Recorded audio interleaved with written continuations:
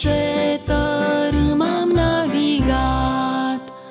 Peste 1, 2, 3, 4, 5, 6 săptămâni. Peste 1, 2, 3, 4, 5, 6 săptămâni. Acea bărcuță, acea bărcuță, acea bărcuță naviga. Iar acum toți pirații să ne uităm în larg cu binoclul.